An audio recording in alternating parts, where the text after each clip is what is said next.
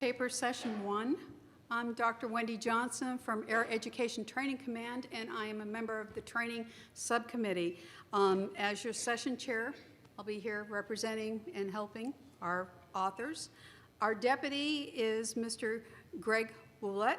He is a member of the PMSA Subcommittee, and he is from NOC TSD. We'd like to welcome you here to this afternoon's session. You'll be hearing 3 papers during this session. Let's have a few rules before we get started. That and beware when the authors do come up, this will be a recorded session. First, for courtesy's sake, please, for our presentations, turn off your cell phones or put them on silent. Each paper will be running about 20 minutes presentation, followed by a 5-minute Q&A. Please hold all questions until after the end of the presentation. We will stop exactly at 25 minutes to give the next presenter time to get settled and get the slides up for their presentation. If you need to leave before the session is over, please exit through the doors as quietly as possible because the doors do make noise. Please, no flash photography, video recording in the presentation rooms. You are free to take non-obstructive photos during the session and share on media. A reminder too, all conference registered are eligible for CEU unit credits for all paper presentations this year. Please ensure that you are scanned into the paper presentation. Reminder, complete the survey of all presentations through the ISIC mobile app. First paper up is Context-Sensitive Attribute and Competency Assessment. Our first presenter is going to be Dr. Jane Allen, who is with the Army Research Institute for Behavior and Science at Fort Moore, correct? Fort Moore, Georgia. They've renamed it, sorry. I'd like to introduce Dr. Allen and have a wonderful presentation.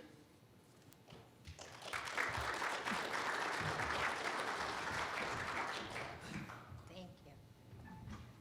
Thanks so much. Welcome, everyone. Let me just get these slides up for you.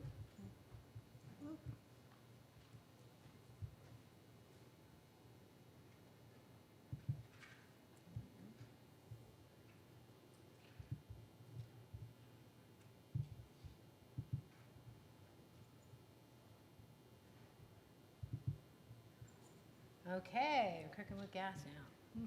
All right, again, welcome everyone. I am Dr. Jane Allen from the U.S. Army Research Institute, as you already heard, out of Fort Moore, Georgia. I'm here to talk to you about context-sensitive attribute and competency assessment.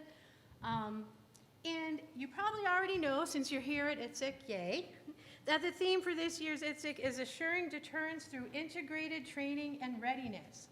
And what I'm going to argue today is that the way to integrate training and readiness is by accounting for context. Without accounting for context, we can do only a partial job at best.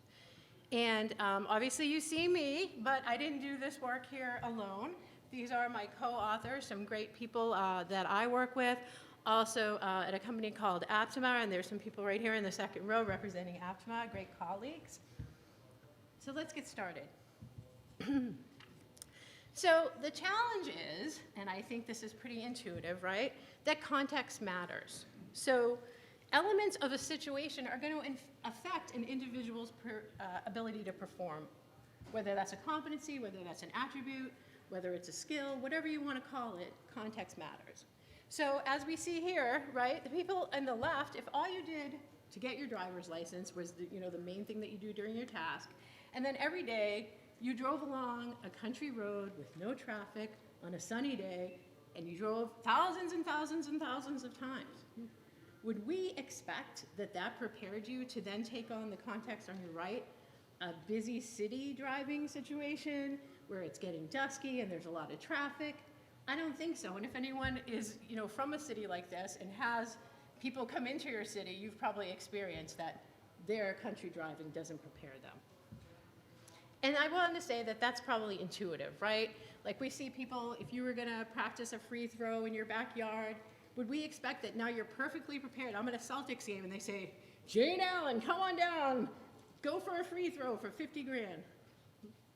Well, I practiced in my backyard, no problem. No. And no one here, I think, would expect that that's going to go off without a hitch, right?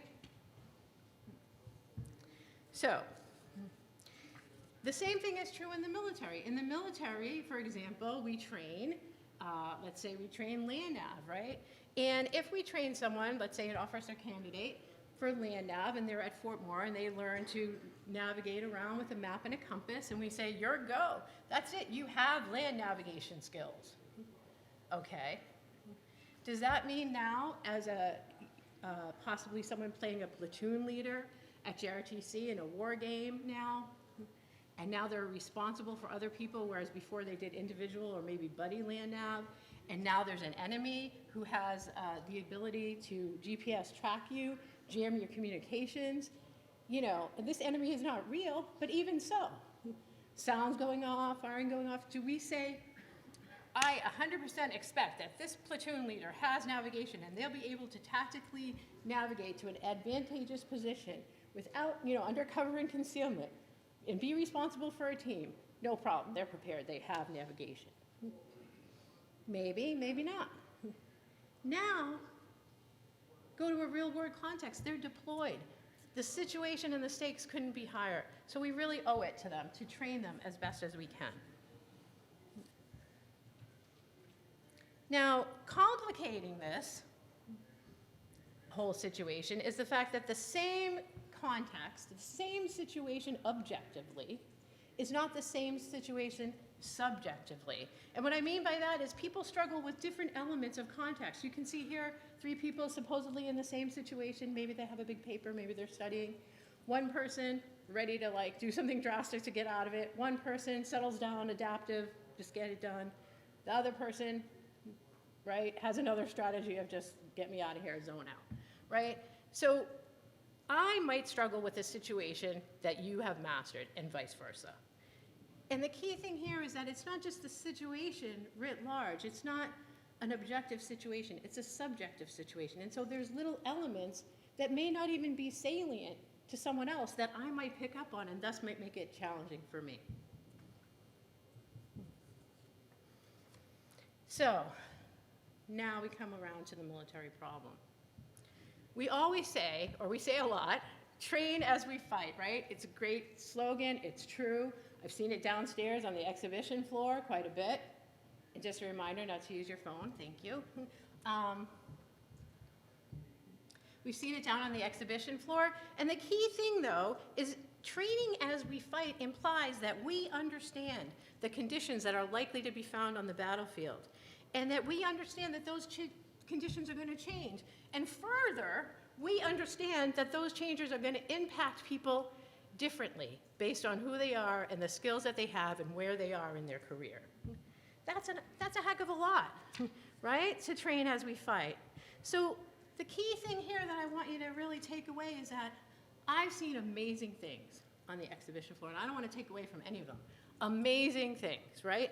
But even the most realistic simulation is not enough. Why not? Because a realistic situation has all the elements of the situation that we know about, right? But it confounds the different elements. So the tiny granular level details of the situation are all confounded. You might know that, Sergeant Snuffy struggles in this situation, but you don't know why. And if you don't know why, then you can't target your feedback in a way that's going to make Sergeant Snuffy more adept and grow his base of situations where he's competent, where he's effective. And that's what we want to do, right? We want to scaffold these people. We want to have targeted feedback for them so that they get better at their job, so that they survive. That's the key. So there is some theory behind all of this thing that I'm saying, and it's not new. I don't want you to think that, I'm standing up here saying, I and my colleagues have discovered if-then contingencies, because that's not true. There's a person-situation debate has raged in psychology for forever. And just to come down to the big, both the person and the situation matter, so no big surprise there, right? But in some past work that we did, we presented a theory, and the key things about the theory was that development is not linear. Now, I know that I personally, when I learn something new, just continuously improve until I reach the zenith of mastery, right? That's how everyone does it, right? You're a baby, you start crawling, then you get up, you just walk across the room, run, skip, cartwheel. Oh, change it to sand, no problem. No, that's not realistic, right? No one does that. If you do that, yay for you. But typically, development is characterized by a series of peaks and valleys. Rather than go straight ahead, we go like this, right? And gradually the peaks get higher and the valleys get less low. And over time, even our lows end up in a higher range than they were before. And that's how mastery comes about. Okay? So this if-then idea, the key thing about it is that it allows us to understand why someone behaves the way they do, why they perform the way they do. And if we understand it better, we can predict better when they're going to succeed and when they're going to struggle.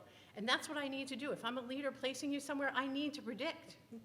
Are you going to be good at this? What kind of struggles are you going to have? Let me anticipate them. Let me correct for them, right? So that's the key thing there. So I've obviously convinced you all, because you're very intelligent people, that context matters, right? Okay, Jane, context matters, we get it. How do we assess it? How do we account for context when we're assessing someone's performance? And my answer to you is that we need to have a method to diagnose the degree to which performance changes across contexts. And the requirements here are that we have to detect changes in performance reliably, right? It has to be reliable. We have to be able to count on it. And the second requirement is that it needs to be flexible. We need to be able to include or preclude contextual elements. We need to vary the intensity of those contextual factors. And we need to do that in a systematic way. One way that we found to do that is a method called situational judgment tests, or SJTs. SJTs are like a little short story, a little scene that describe the context of a problem, and then they're followed up, typically in selection, if you see an SJT, they're followed up by multiple choice options, right? And you choose the option most like what you would do. The problem with that is that you are both priming the person and constraining the ways that they can respond. And in this situation, where we're trying to look at how someone's thinking about something, how they're assessing the situation, we need to have more than that. We need to have their thoughts. So let's look at a SJT that we used in our research. So in this one, we called it Struggling Student, and as an advisor, you're tasked with assisting coalition partners in assessment of a security of a unit's compound located to a busy market area in a village with little distance from multiple shops and vendors. Okay, we picked 3 things to vary. So the first one was time pressure. It is 1600 and the busiest market day of the week begins in the morning. If that's a high time pressure, right? It's 4 o'clock, the busiest day of the market is tomorrow. If we want to have low time pressure, we can make it 4 days away, 5 days away. It already happened in the past, so you get a week, right? You've been working with the coalition commander for a few months, but recently the relationship has been strained. Relationship tension, there's a trust issue here, right? If we wanted to have low relationship tension, then we would have, everything's great, you guys get along like buddies, you're practically family, you're over there for dinner, right? The commander tells you that he is concerned about vulnerabilities because of decentralized insurgents in the area of operations. So that's the threat. And that would be a high threat situation. Low threat, no report of insurgents. So now we continue with the situation. He wants you to teach his staff a new process. Basically, as you start to teach the process, one soldier continues to revert to the old process. The commander kind of loses his cool. And so then we ask, here's the open-ended questions that we asked. What would you do in this situation? How did you come to that decision? And what are the consequences of your decision? If any negative consequences, what would you do about it? Now, I told you already why we use these open-ended questions, right? One thing I want to just point out to you is that we used, even to the word choice you have to think about. So we use what would you do in this situation, Because, you know, as soldiers, you're highly trained, you're trained in doctrine, and we didn't want them to spit out a canned response. We wanted them to really think about if they were in that situation, what would they do? It's not a test with like, what should you do? Did you learn what you should do, right? I don't want that. That's not going to help me understand how you think about it. Excuse me. So, in developing these scenarios, we thought about a few things, right? And I mean, you can come up with scenarios for whatever you want to assess. But in our particular situation, we had a sponsor who had certain things that they were interested in. And we wanted to think about various trade-offs and nuances that would challenge the soldiers to make and justify their response amid complexity. So something where there's a clear right answer is not going to allow you to have the ambiguity that would encourages people to really problem solve and think about it in ways that are affected by individual differences. So what we were doing here, right, we intended to use these things to gather data on differences in response likelihood. And I told you already that the three things that we manipulated were threat level, time pressure, and relationship tension. Why? Because SME said to us, out of these, you know, we developed a framework in our other work that I mentioned earlier. And so out of those things, they thought threat level, time pressure, and relationship tension were the things most likely to change someone's response. So that's not enough. Because now you're going to get a bunch of open-ended responses. What are you going to do with them? So what we did was we used what I would call a behaviorally anchored rating scale, or BARS, as a rubric in order to grade the responses that we got. That might sound like a fancy term, but basically what it is just a scale that says these are the different components, right? This is the behavior that you're likely to see. So if someone, we'll just use empathy for an example, if someone's displaying empathy, these are the behaviors that you're likely to see, right? And if they're not, these are the behaviors you're likely to see. And those things typically go from 1 to 5 on a Likert type scale. And the way that we built that rubric was with SME input, so subject matter experts helped us, and doctrine. Because the leader requirements model, many various things in the Army, but all the military describe the behaviors that they like to see in their people. So looking at this general rubric here for empathetic, now you see 1 through 5, there's actually 2s and 4s, but you know, for the sake of time and space, I left them out. But 2 is basically a mix of 1 and 3, and 4 is basically a mix of 3 and 5. But this general rubric for empathetic tells you, like, if someone's not great at empathy, then you're going to see them not asking about listening to or acknowledging others' perspectives. As they get better, they might listen to and acknowledge others, but they're not going to be proactive about it. And then, as they get even better about it, they're going to proactively request. And as I'm going over this rubric, I certainly don't want to give the impression that empathy or any attribute or competency is great all the time, right? We're talking about things in their place, right? What we're trying to assess. So there might be times when there's no time to ask about, listen to, or acknowledge other perspectives, right? There's a decision needs to be made. That's fine. But if we're assessing empathy, if we're looking for that, and we expect it to be displayed in our scenario, then this is a way that we can rate it. So taking that further, we came up with a scenario-specific rubric, which means that we took the different elements of that general rubric that you just saw, so perspective seeking, right, seeking out other people's opinions and views, perspective taking, putting yourself in their position, helping at the right place, not just letting people fail and hoping for the best, and aware of other strengths and weaknesses. We broke those down and we said, okay, in the scenario that we're using, the struggling student that you just saw, what kind of behavior would we see to exemplify perspective seeking, perspective taking, okay? Helping at the right time, etc. And together, the general rubric, the scenario-specific rubric, helped us to rate the responses that we got. So, and we did.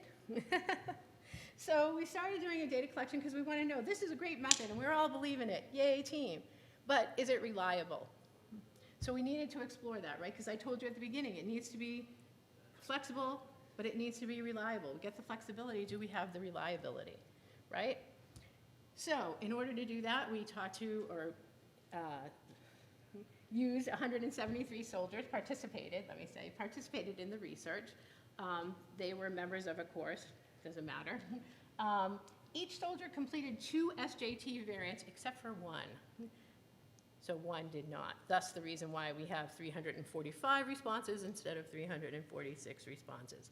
It took them about half an hour, so it wasn't a huge ask, it wasn't a huge lift, and this was paper and pen. And 6 coders randomly assigned as pairs scored it using that 5-point scale that I showed you. Now here's the key. Was it reliable? Oh, yes, my friends, it was. So we found that we had complete agreement or a 1-point difference in agreement 97% of the time, 97.43% to be exact. Okay, so that was very good reliability. We did an interclass coefficient to look at it another way, and we used a one-way random effects model, which if you know about that is more conservative and less likely to show agreement. But we got ICCs ranging from 0.74 to 0.79. And the key thing I want to point out here real quick is that this works whether you're talking about empathetic, a mostly affective quality, or sound judgment, a mostly cognitive quality. Either way, this method worked. Or we have evidence that it worked. All right, so real quick, what I showed you here today was basically a method that can account for context dependencies across performance. Is that all? No, we still have a ways to go. We need to look at how does it change over time, how does it change, in other words, how does it change over time? Like if you're a basic leader to when you become a major, are you now better with context? Are you better with multiple contexts? How does that work? We don't know. So that's where we need to go. We also need to look at automated scoring, which we have begun to do in our lab, because rather than having human coders, we have AI coders. Now we're looking at scale. And that's a big thing with the military, right? You can have the greatest training in the world. If you can't do it at scale, it's not going to help anyone. So the so what? I want to ask you one question. At the beginning, I talked to you guys about if I was a soldier, can I expect me to land nav if I learned it at basic training, and then I learned it at OCS, and then I learned it at a war game? Is it fair? And if I go and get deployed and I think that I'm trained by the greatest military in the world, and I get there and I find that I am not ready, what's the cost of that? What's the cost? I'm not willing to pay that cost. I hope you're not either. Thank you. Any questions? Thank you. We'd like to open the floor for questions for the next couple of minutes. Yes, ma'am. When you presented your data from your raters, I just wondered if they were calibrated or if you provided your raters any type of training prior to them utilizing your rubrics, and if so, what steps did you take to ensure that they knew how to utilize your rubrics appropriately? That's a great question. Well, what we did, first of all, let me be totally transparent. The people who rated this thing are, no one was their first rodeo with military data. But what we did do was go over the rubric together, talk about it, talk about how it would look in this scenario. And then we did have a couple of samples that we started with, like a sample set where we all rated them, and then we all talked about why we rated it that way. So I would say that's minimal training. I wouldn't say that's extensive training. And with that, like I said, so the pairs were all different. They were randomly assigned, and we still got that great agreement. Does that answer the question? Yes. Thank you. We have time for one more question. Yes, ma'am. If we use this tool in a global context, is there a cultural element in terms of how to keep within that rubric? Some cultures score themselves more highly, some cultures naturally score themselves lower. Are we able to use it in a global context effectively? Or that's really I think that, if you take the time to make your rubric and both your general and more scenario-specific rubric with culture in mind, there's no reason why it wouldn't work. I think that if you're asking me, would I expect to see the same behaviors across cultures? No. But I would expect that if you develop a rubric that takes culture into account correctly, that then you can still use it to assess behavior. Does that make sense? Thank you. Well, that will do it for this session. Again, thank you for your presentation. We're going to transition to the next paper presentation. We asked you to complete your survey online through the mobile app at ISIC 20. And also, if you're interested in presenting during ISIC 2025, please go online in January. We're going to be opened up for papers and abstract submissions at that point. And if you stand by, we're going to transition over to the next author.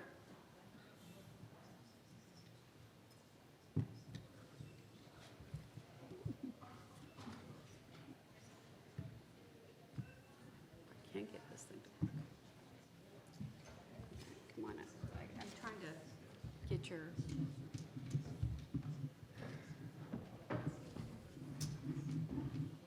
This thing does not want to...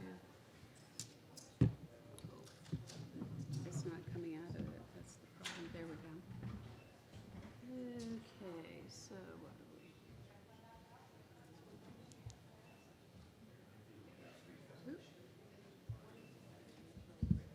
You know more about this than I Is do? it okay to just close out of that and open it from the folder? There we are. Let me try to close out of it.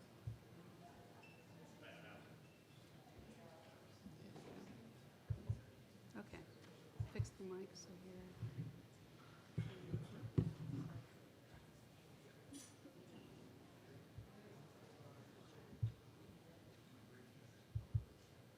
Adjust your mic to you want it. 15 more minutes. Any questions? You both are presenting? I'm going to present the first half. Is it gonna go first? I'll introduce you both from the same organization, right? Everyone's supposed to have a seat. Or you can sit right here. I can introduce you from here.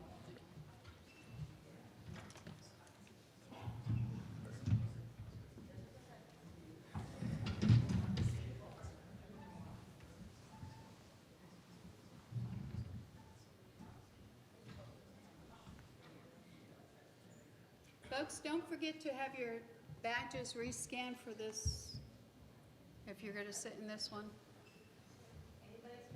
Yes.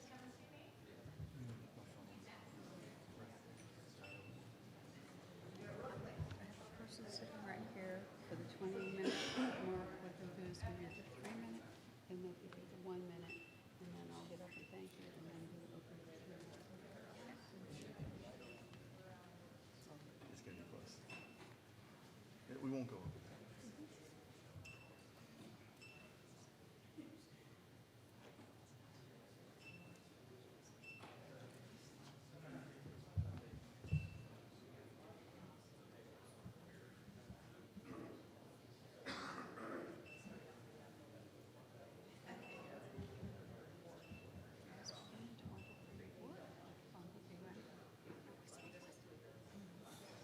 We snuck in last minute for this one. It's in the back row.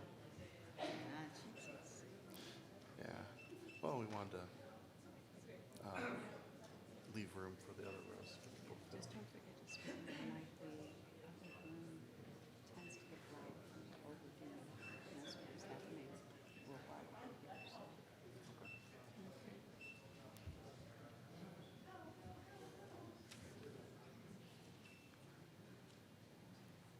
Thank you. Now that everybody's legal. Again, welcome for paper session 1. As a courtesy to our presenters, I remind you to please turn off and silence your telephones. If you need to leave before the presentation is over, please exit the doors at the back of the room, and quietly, the doors are loud. As a reminder, all conference registrants are eligible for CEU credits for all paper presentations this year, so please ensure that you were scanned into this paper session, especially if you want the CEUs. Now, the second presentation, are LLMs too smart for their own good? Our presenters are Mr. Connor Green and Mr. Kyle Russell from the Institute of Research and Technology Cooperations. Ladies and gentlemen, it is my pleasure to introduce Mr. Green and Mr. Russell. Mr. Green will start first.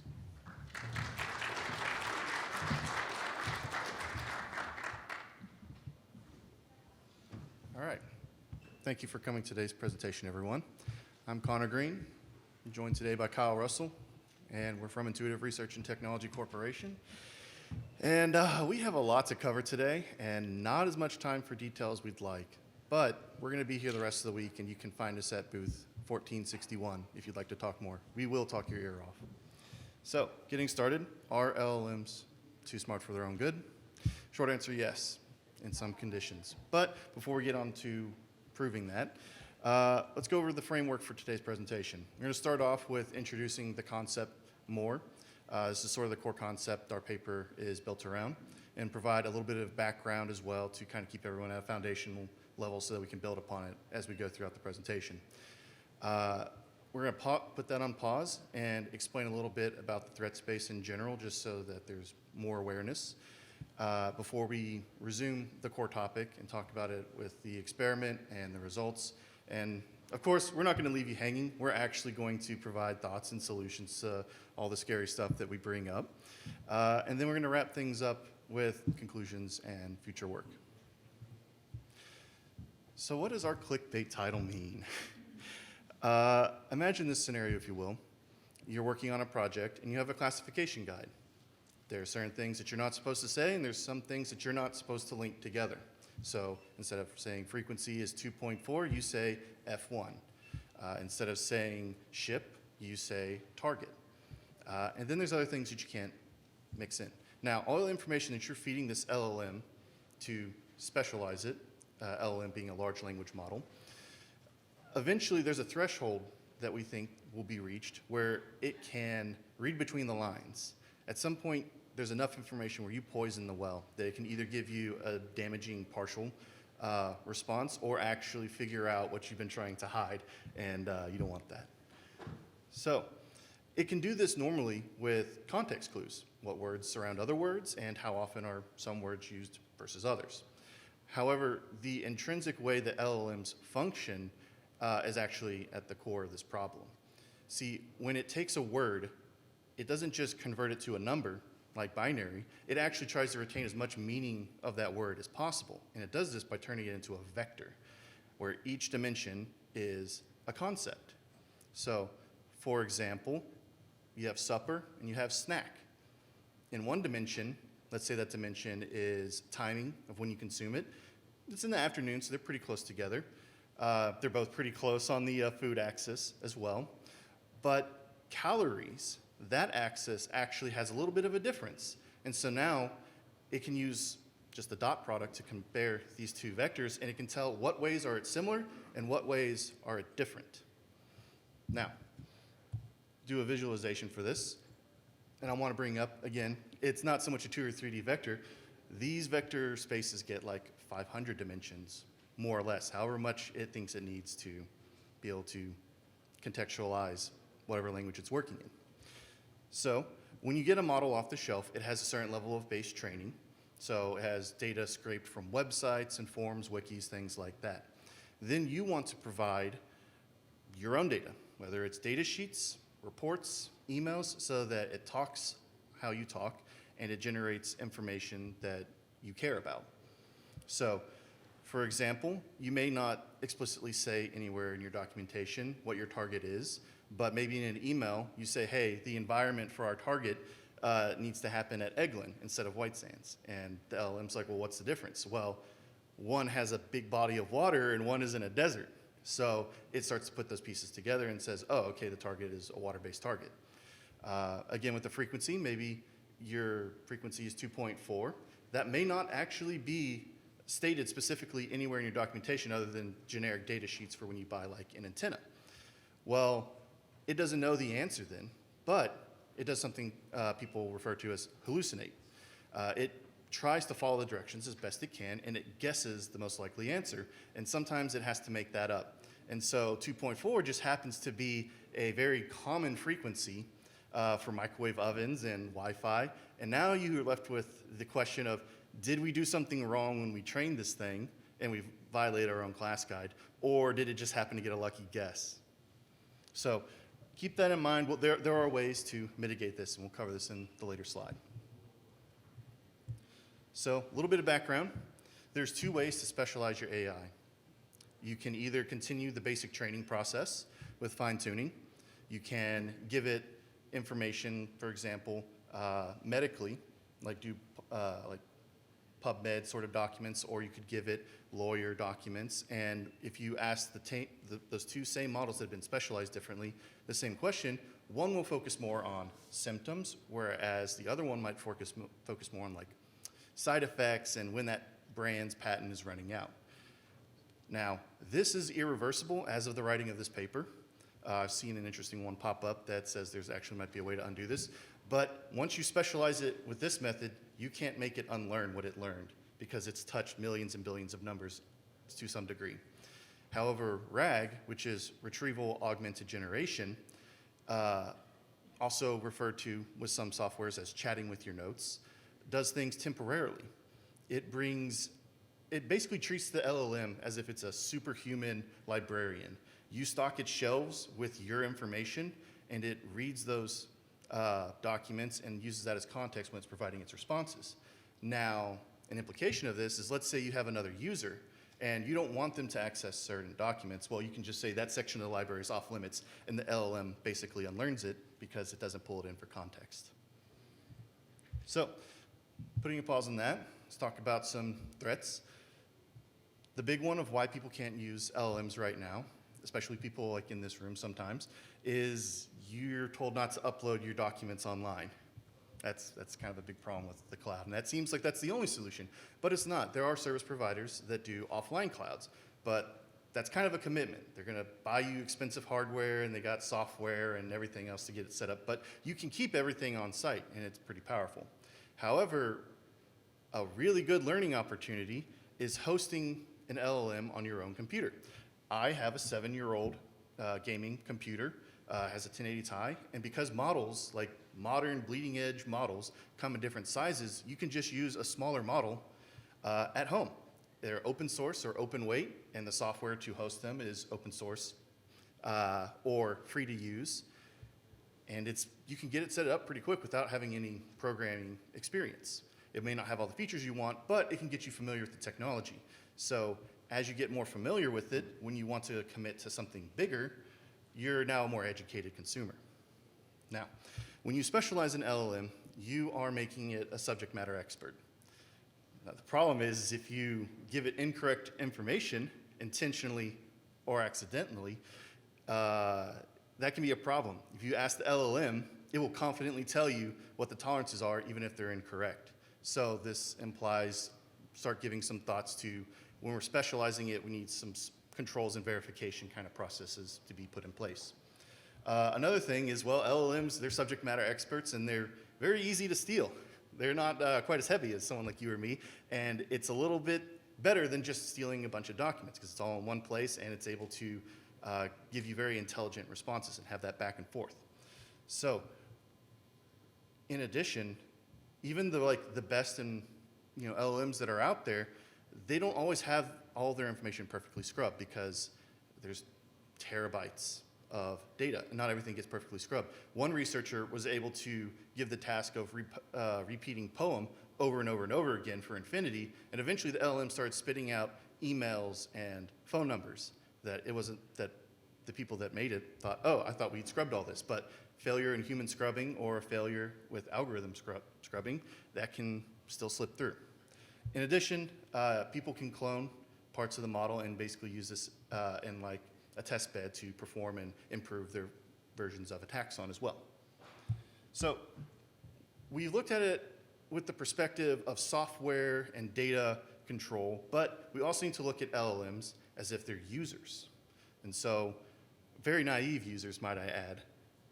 When you give an LLM agency over something, for example, giving it access to your IT service tickets or maybe running software on one of your servers, it becomes an LLM agent. Now, you have to start worrying about user controls at that point because let's say you have a vulnerability where a user can upload malicious code to one of your servers, but they can't actually run the software themselves. However, they can ask the LLM to run that software, and it can become an unwitting assistant to their attack. Another way some researchers have done is they managed to prank other users by essentially hiding their instructions in a website URL inside some gibberish that they asked the LLM to translate. But one of the biggest concerns is if you have LLM that fits your class guide, well, what happens if someone comes in and fills in the missing pieces for it with a hypothetical or something like, hey, if the target was an airplane, if the target was a ship, if this was the frequency, what would be the performance metrics? Could you give me a list of who you think works on this project and what their roles are? You can start extracting other kind of sensitive information that way. So, before we get into that, though, a lot of the stuff that we've brought up is kind of scary, but it's actually pretty manageable using existing policies and procedures, but with a little bit of thought and creative application. But before we get to that, I'm going to pass things off to Kyle to get back on the core topic and discuss the experiment results and such.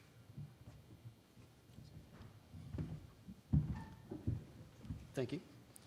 So we've talked a lot about how LLMs work and kind of what some of the threats to LLMs, both externally and internally, are.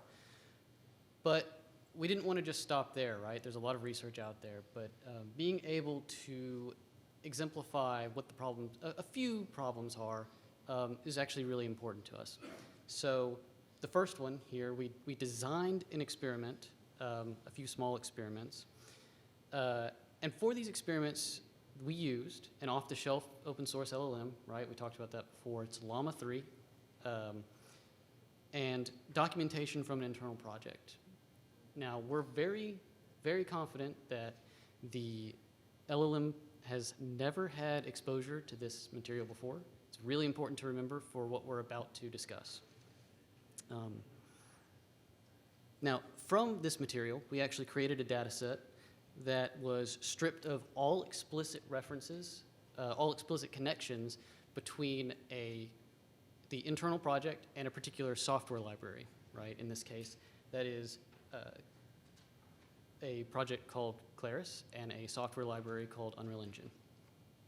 And not only that, but we removed almost all references to the software library, period. We're attempting to make the signal-to-noise ratio basically as noisy as possible, right? We don't want the LLM to have a very easy time picking this out. And what you can see on the right there is that the training data set ended up being only less than 0.587% of material that might indicate that these two concepts have some kind of relation. We're not even talking about an explicit relation, but just that they exist within proximity to each other. So with that being said, we can move on to some of our results. So how much does it actually take to poison the well? All right, we talked about this. How effective was it? You can see in the illustration that before fine-tuning, the model had no concept of what we were talking about, right? But it was very confident in its wrongness, as we said before. But afterwards, it was able to make a clear connection between the two concepts, right? Very, very important to actually kind of absorb this for a minute. This is despite there being, again, 0 data points in the data set that explicitly connect them, and 10 out of over 1,500 data points that make up the entire data set. So imagine 1,500 sentences that a person had to, actually maybe even more than sentences, paragraphs that a person had to scrub through, and they missed 10 of them, right? That's not unreasonable. So we believe that this clearly demonstrates that fine-tuning risks residual sensitive data, right? If you're training on sensitive data, it's probably going to be able to make connections if you slip up at all, Yeah. Moving on. Adversarial prompting. So we talked again about the ability to basically bypass any instructions that are given to an LLM in a template. This has been shown many times, but again, we made a small experiment here.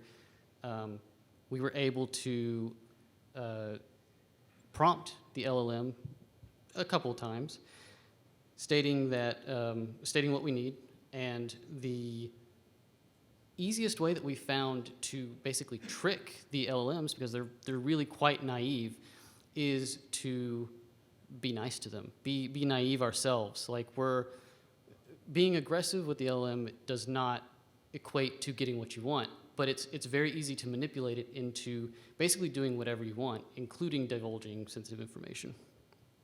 And on the right there, you can see that's actually an example of our inputs and our outputs. And yes, it really is that easy to break them.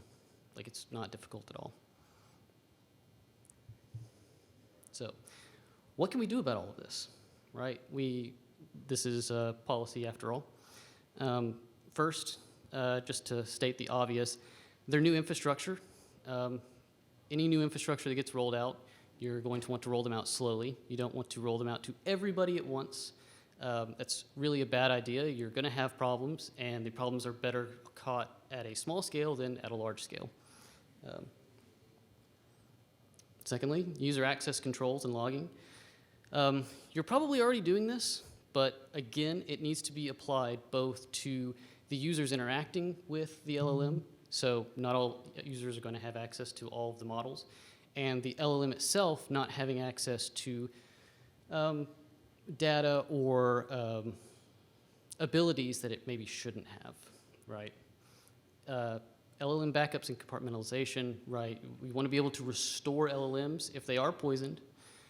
Being able to roll back to a point where we can say, this is definitely not compromised, is incredibly important.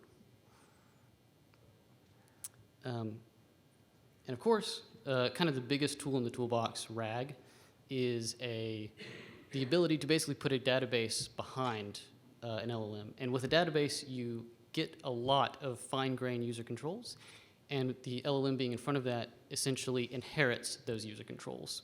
Very powerful tool. So, conclusions. LLMs are coming. In a lot of cases, they're already here. So we're better off preparing for the eventuality that a lot of this is going to take place rather than, burying our heads. It's going to happen. They're going to be used. They're very powerful tools, but we need to have some precautions. They're going to be targeted by malicious actors, but it's possible to develop policy around these things in order to make them safer. Mitigate risk. These things are all things that we already do for pretty much every other system that we use, and it really should be done here as well. So for our future work, for event investigation, we plan to continue to work with our security professionals to determine applicable policy, develop methods for detecting model sabotage, and investigate and/or develop automated tools for investigative purposes. And for LLMs applied to the cyber realm, we are constantly looking for new use cases, and we believe that they can be applied to a wide variety of things: log processing, filtering, adversarial self-testing, etc. And that is our presentation. And we would like to open it up for questions.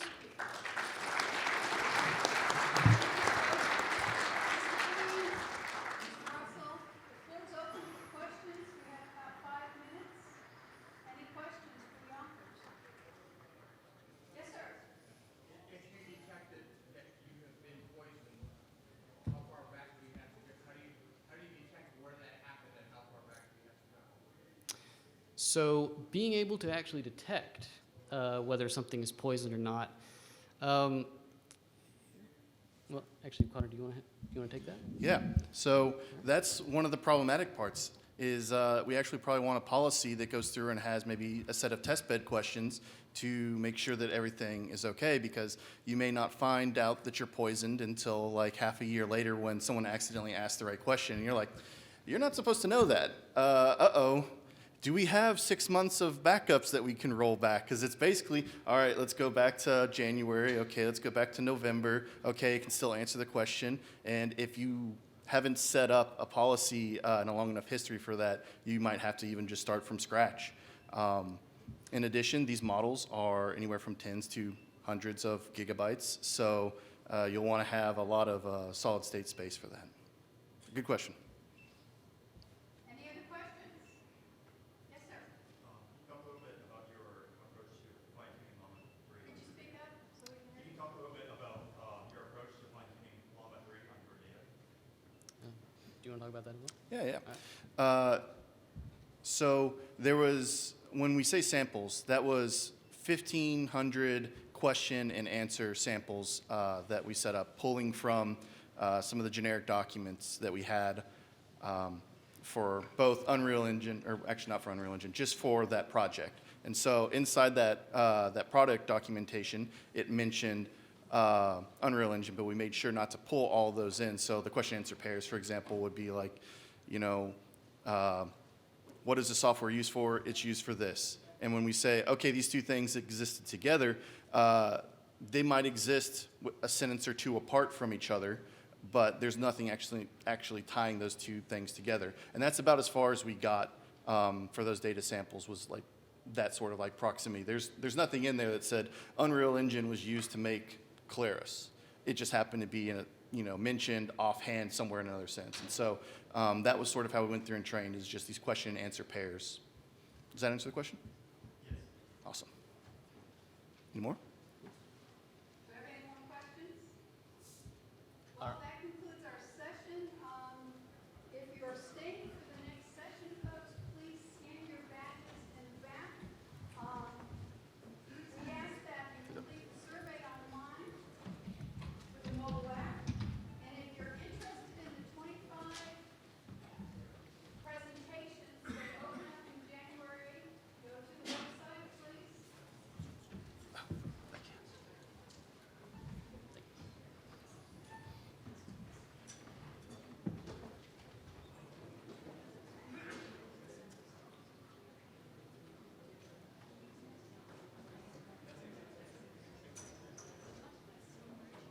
Yes, still under the chairs.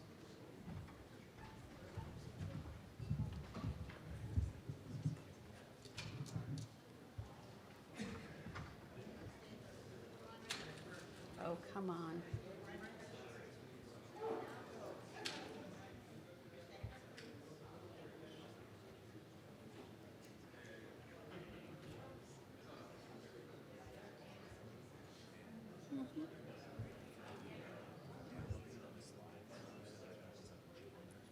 It opens up a weekend.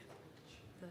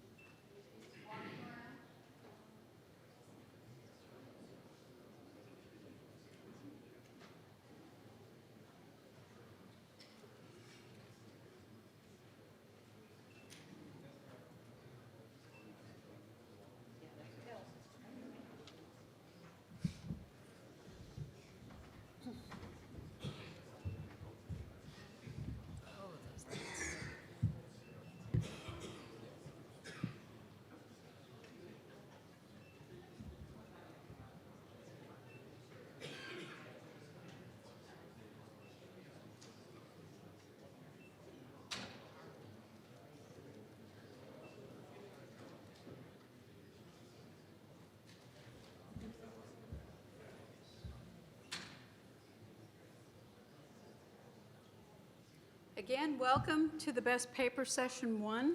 As a courtesy to our presenters, you are reminded to please turn off or silence your phones. If you need to leave before the presentation is over, please exit through the doors at the back of the room and do it quietly because the doors are noisy.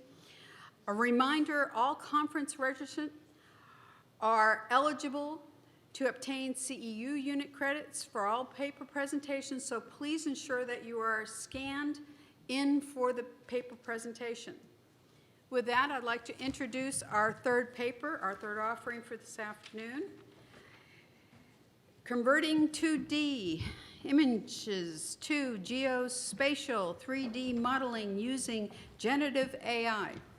I'd like to present Mr. Everett Spackman, Mr. Chris Holland, and Mr. Woodard from NVIDIA. Okay, I'm messing that up. Ladies and gentlemen, give them a warm welcome for a wonderful presentation. Thank you.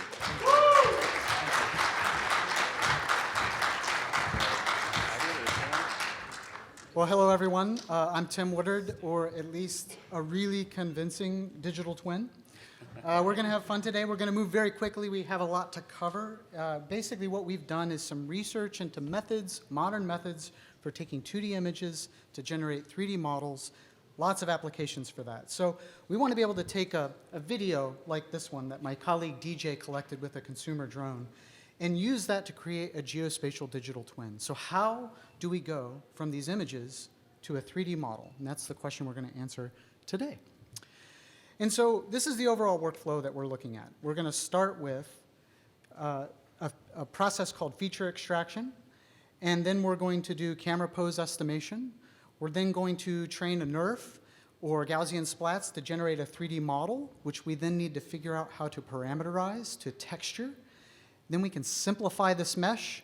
Then we can convert it into a format like 3D tiles so that we now have a geospatial representation that can be streamed into an application like NVIDIA Omniverse. So you may be asking the next question, what the heck's a NeRF? I'm glad you asked. Well, who has heard of a NeRF, or a normal radiance field?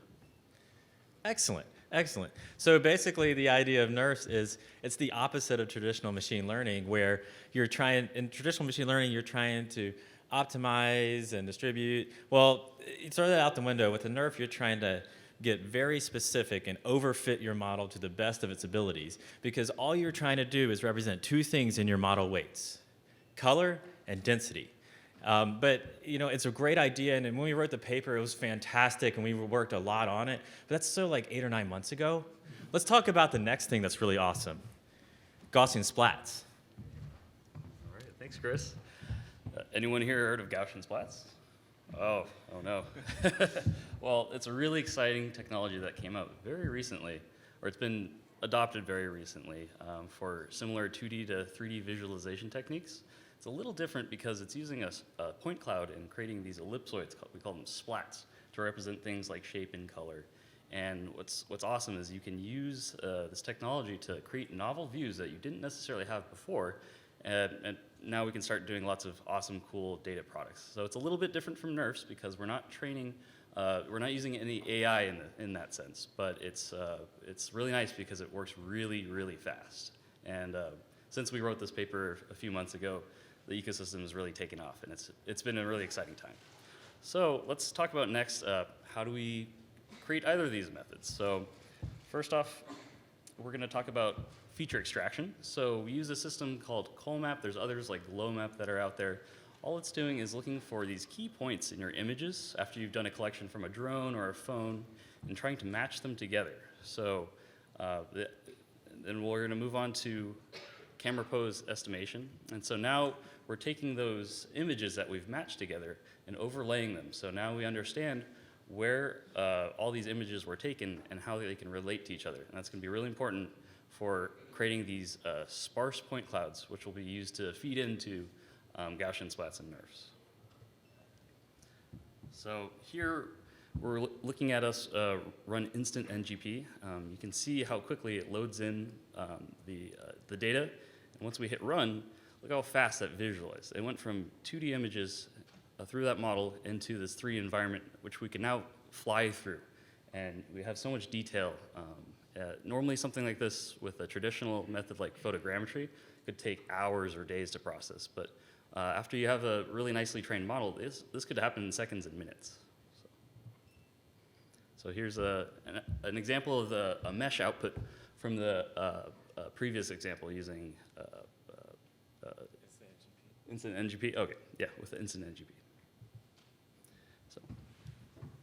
So as you saw in that previous image, it's a little bit lumpy of a mesh, and so we wanted to experiment with ways to produce a higher quality mesh output that we could bring into traditional 3D applications, and this is where a technology called Neural Angelo came into play. We have different research groups at NVIDIA that were each focusing on different parts of this problem, and we're kind of like Lego builders, right? So we're just trying to figure out what can we do with these pieces and parts, and so Neural Angelo is a really incredible piece of software that can extract a surface mesh from a NERF. And what you'll see here is that you want about a 1 degree separation between the images and the capture. So we just ripped frames out of the video and use Neural Angelo to then extract a surface mesh.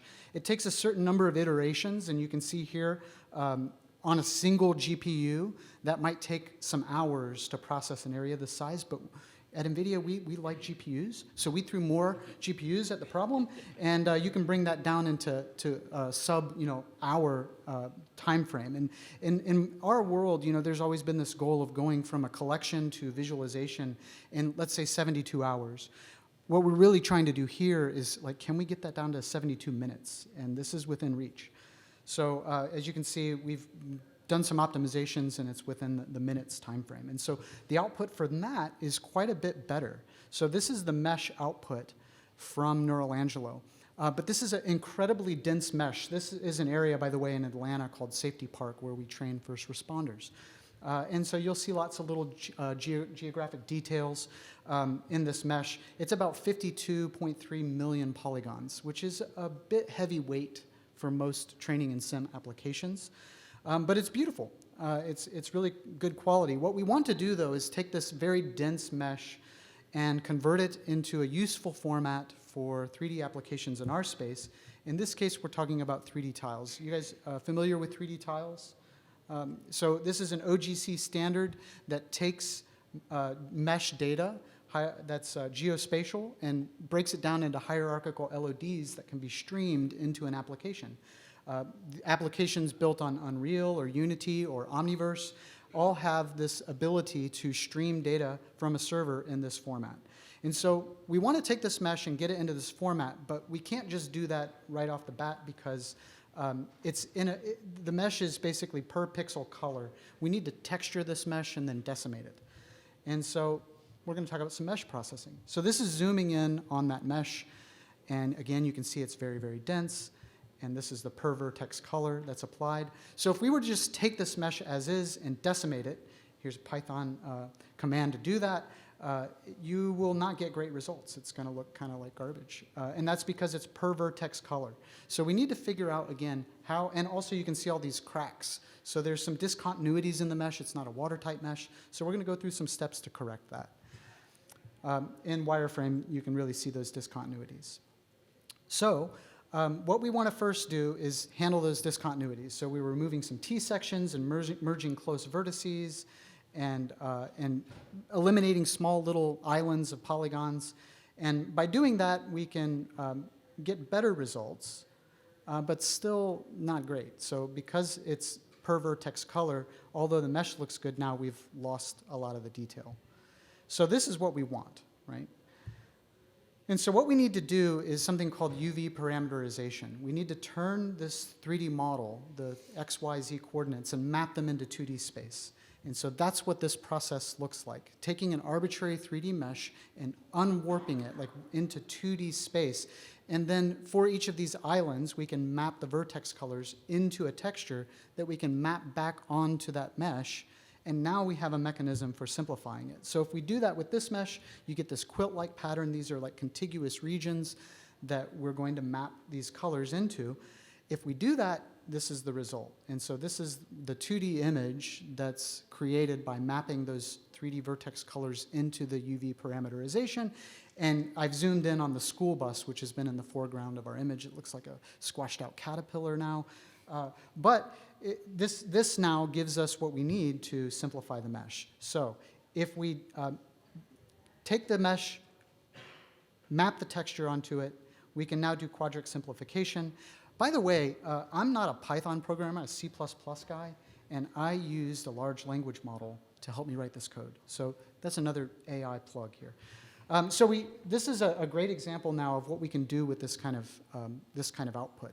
So this is, we took the same kind of drone pass around a construction site and very rapidly created the 3D model, and we did so at different points in time. So you want to see the progression for architecture engineering kind of workloads, or maybe BDA. This would be a great way to visualize, or disaster relief. This is a great way to get snapshots and visualize quickly. So you've seen a couple small areas. We showed Safety Park, we showed a construction site, but we want to go bigger. Go big or go home, right? So how do we scale this up? Chris? Well, there's a couple ways. It's a little trick we like to call CUDA. And with the original GSplat repo, it was put together by Bear, which is an organization inside of Berkeley that focuses on computer vision, at least for right now. And we had the luxury to work with them, as well as Toronto, University of Toronto, and our Toronto AI labs there, excuse me. But were you on the black slide here? Oh, sorry about that. Didn't advance it.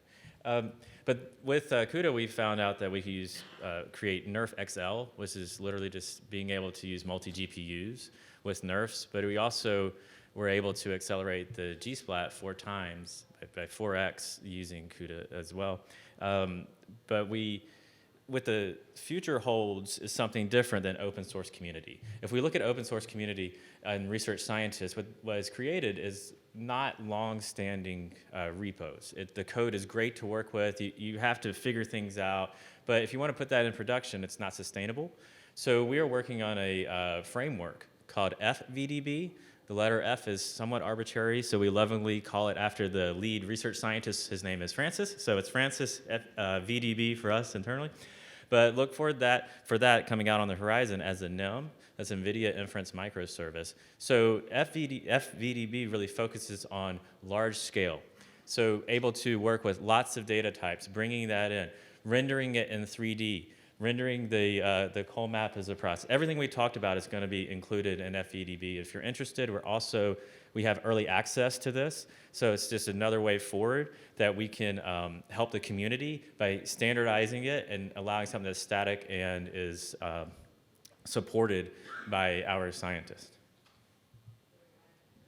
And now we're going to talk about how we scaled it out and what we did. So this is a really cool example of what we can do on a larger scale. So back in 2018, of course, the Hurricane Michael hit the Mexico Beach city area really, really badly. Tyndall Air Force Base had a lot of damage. And so we were able to work with a company that collected imagery over that area, Waldo Air. They worked with the Civil Air Patrol. And they collected they used really high-end DSLR cameras mounted to the plane and collected about 2,600, or we used of their collection about 2,600 very high-resolution images.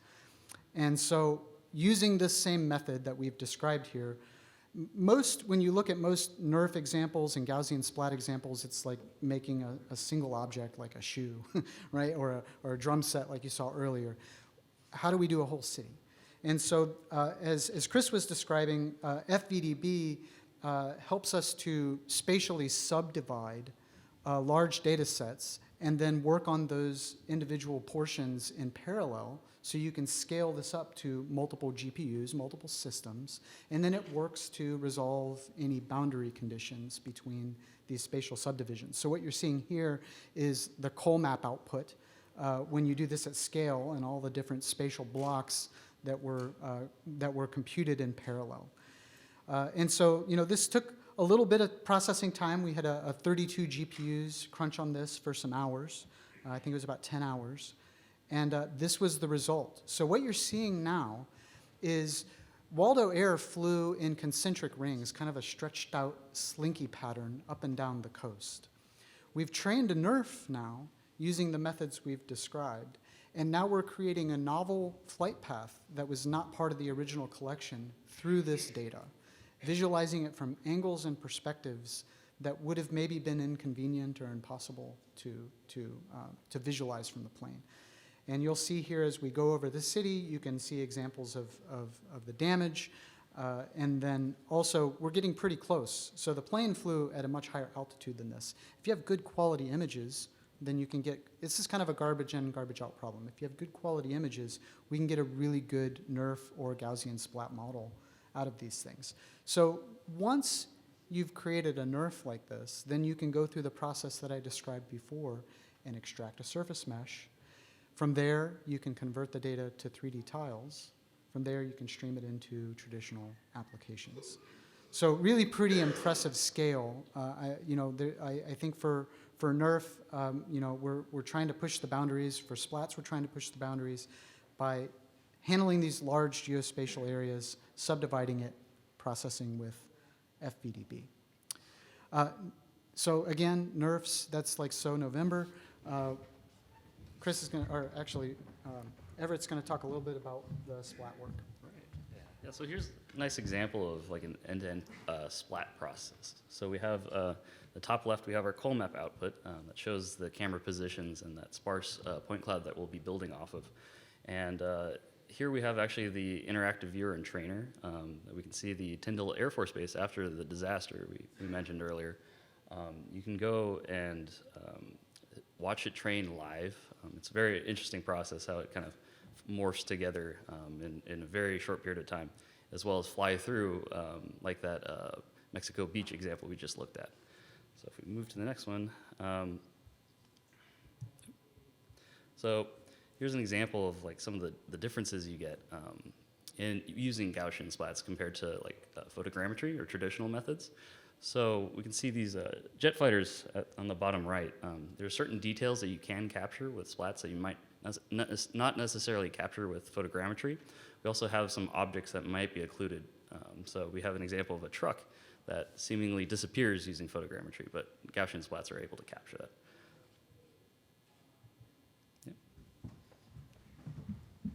So interestingly, Cesium's worked on being able to support Gaussian splats natively within the 3D tiles architecture, so by embedding that data in the GLTF format. So this is going to open up the possibilities for using these kinds of novel methods in traditional applications. I'm excited about that.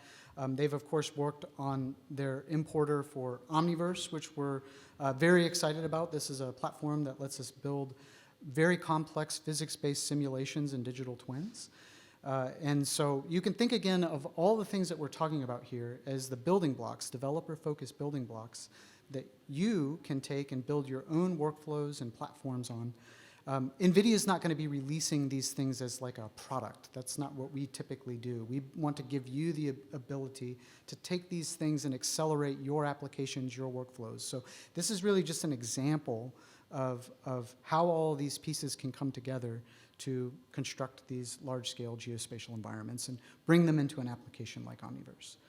So just to recap what we've talked about, we've taken some simple drone footage. We've ripped frames from that, about 1 frame per degree. We've done feature extraction and then camera pose estimation. We've trained a NERF or Gaussian splat model. We've ripped a 3D mesh from that, a very high density mesh, and we've parameterized it in 2D space so that we can texture map it. We then simplify that mesh using some simple decimation techniques, which can also be GPU accelerated, and then converted that into 3D tiles so that it can be streamed into an application like Omniverse. And we're doing this at scale. So in this case, again, the Mexico Beach area, including Tyndall Air Force Base. So that's a little bit about what we've been working on. We'd love to hear your questions and what ideas do you have for where this could go? Thank you, gentlemen. Wonderful job.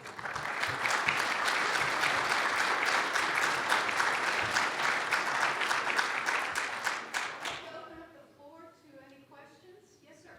First of all, I'd like to thank you all for the excellent presentation on the matter. Also very comprehensive one. We've been working on this technology as well, and we figured out that nerves were like a real sensation, right? But then we figured out that the complexity of volume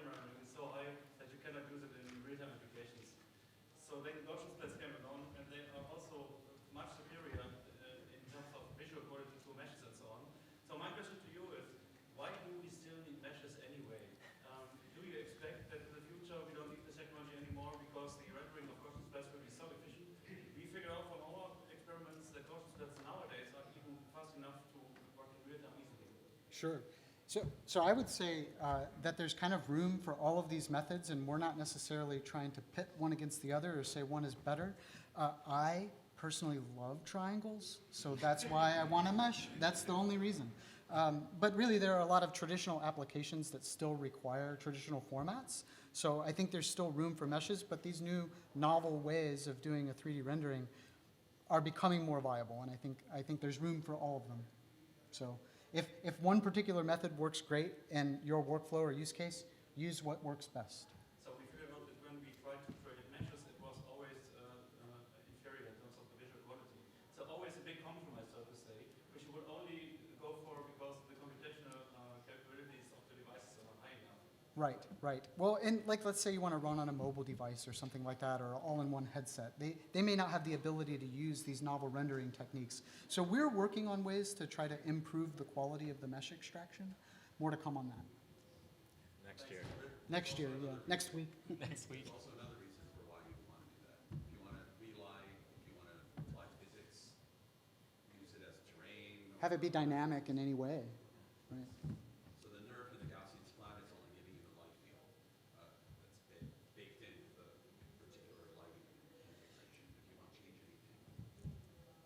anything, And we're looking at how to apply like segmentation techniques. So like, okay, I know this is a school bus or an airplane, right? I can segment that out as a separate 3D model, and then maybe substitute an existing model of that type that has, a much richer kind of attribution to use in a simulation. So there's lots of ways you can go with this.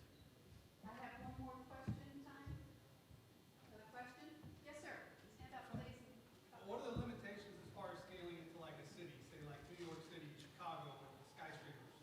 Well, now that we have a framework for spatially subdividing these things, it's really how much compute you want to throw at it, and how much time do you want to spend. So there's really no fundamental limit to the size. I mean, we have this goal at NVIDIA of building a digital twin of the entire planet, so that's what we're working towards. Hopefully that's enough.